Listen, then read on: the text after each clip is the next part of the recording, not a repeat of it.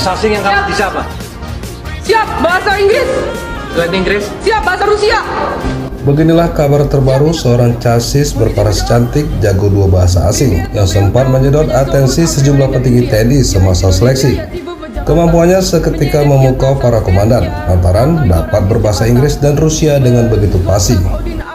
Sosok Audrey Belinda kemampuannya berbahasa Rusia untuk memperkenalkan diri. Seisi ruangan pun seketika terdiam mendengar kemampuannya. Мой хобби спортсменка, стрелок национали.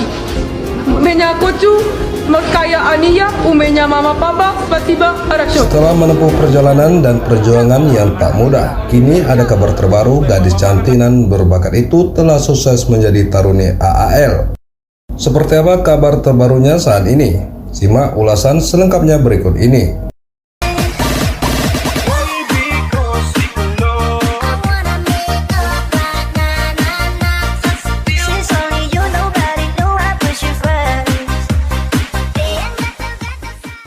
Audrey Belinda sempat menyita perhatian para perwira tinggi semasa seleksi menjadi casis TNI AL di era Marsikal TNI Prawirawan Hadi Tjahjanto menjadi Panglima TNI.